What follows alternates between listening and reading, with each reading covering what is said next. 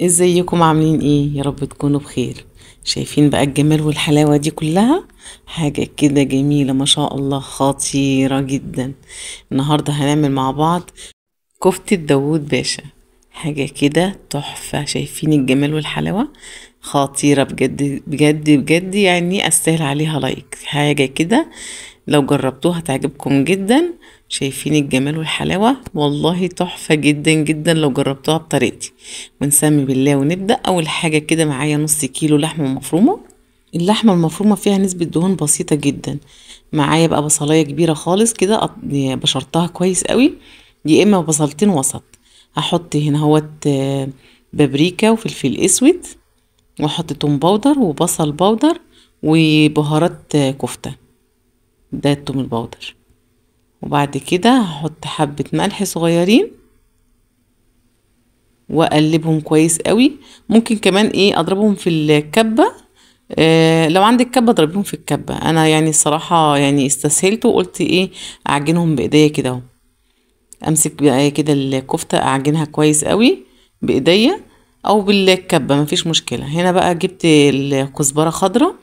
ممكن نحط بقدونس بس انا بفضل يعني الكزبره الخضراء. صراحه انا بحب الكزبره جدا اكتر من البقدونس. الكزبره كده بحس ان هي بتديها يعني تيست حلو جدا وانا بحبها. هبتدي بقى كده اقلبهم كويس قوي قوي كده لحد ما يتعجنوا معايا كويس قوي. لو مش قادره تعجني بايدك ممكن تعملهم بالكبه، ولو ما عندكيش كبه اعمليهم بايدك عادي، مفيش اي مشكله.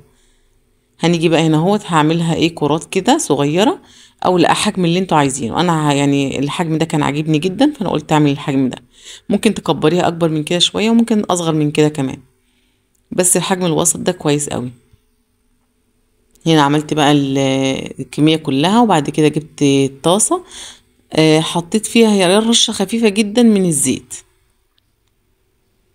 وبعد كده احطهم على النار وما اجيش جنبها خالص. احط الكفته زي ما انتوا شفتوها كده وما اجيش جنب الكفته خالص غير لما بتبتدي تاخد لون. اول ما تبتدي تاخد لون بقى معايا بالشكل ده ابتدي بقى كده اقلبها عشان ما تتكسرش معايا، لاني لو قلبتها وهي لسه ما خدتش لون من تحت هتتفتت معايا كلها، تبقى متفتفته متفتفته وهتبقى يعني زي اللحمه المفرومه. احنا عايزينها كفته بقى. هبتدي بقى كده اقلبها لما بتبتدي تاخد لون بقى من جميع الاتجاهات كده. كده خدت معايا حوالي على النار 10 دقايق بالظبط. وهبتدي بقى اطلعها كده اهوت. هي كده ما استوتش كويس، هي لسه هتستوي تاني. في نفس الطاسه بقى زي ما هي كده هنزل بقى ببصلايه كده متخرطه. بصلايه برضو كبيره كده اخرطها، يعني مخرطها صغير جدا. وابتدي بقى ايه كده ايه اقلبها شويه. واول ما البصله تبتدي بقى تاخد يعني تدبل معايا شويه كده، هجيب بقى معلقه توم وانزل بمعلقه التوم. شايفين بقى ايه؟ خطيره بجد، يعني اكله جميله جدا. هنا كده نزلت بمعلقه التوم وابتدي بقى اقلب كده التوم لحد ما التوم يبتدي كده ريحته تطلع.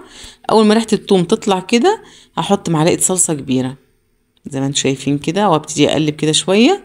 وبعد كده هنا انا كنت بشره 3 طماطميات كبار كده، بشرهم ممكن تضربيهم في الخلاط عادي، بس انا يعني ايه بشرتهم كده على السريع وانا واقفه بالمبشره كده على طول. هنا بقى ايه حطيت حبه ميه قد نص كوبايه ميه. نص كوبايه ميه اللي هي الكوبايه بتاعه العصير الشوب ديت، نصها بالظبط.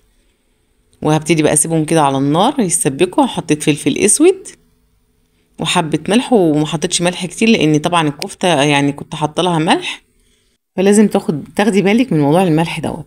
هنا بقى رجعت تاني الكفته في الصلصه بعد ما اتسبكت كويس قوي. اهم حاجه الصلصه تتسبك كويس قوي، وبعد كده نرجع الكفته تاني. هسيب بقى الكفتة كده على النار واغطيها لمدة 10 دقايق. وهنا بعد 10 دقايق بالظبط استوت معايا الكفتة وبقت حلوة جدا. هبتدي بقى كده احطها في طبق التقديم زي ما انتم شايفين كده. شايفين لونها عامل ازاي؟ خطيرة بجد تحفة. نزينها بقى بحبة كزبرة خضرة كده عشان الشكل كده بتديها تيست جميل جدا الخضرة او الكزبرة الخضرة كده. شايفين بقى الجمال والحلاوة؟ تحفة جدا جدا. تتاكل بقى برز بسمتي، برز بشعرية، رز أبيض. ممكن تاكليها بالعيش عادي، مفيش أي مشكلة. خطيرة بجد، طعمها يجنن، تحفة قوي قوي قوي. جربوها بطريقتي هتعجبكم جدا. شايفين أنا عاملة ازاي؟ بجد أستاهل عليها لايك واشتراك في القناة كمان. وبس كده، دي كفتة داوود باشا بطريقتي الخاصة بتاعتي انا اللي بس معتمداها على طول. شايفين بقى مش فكة خالص، وجميلة جدا ومتماسكة.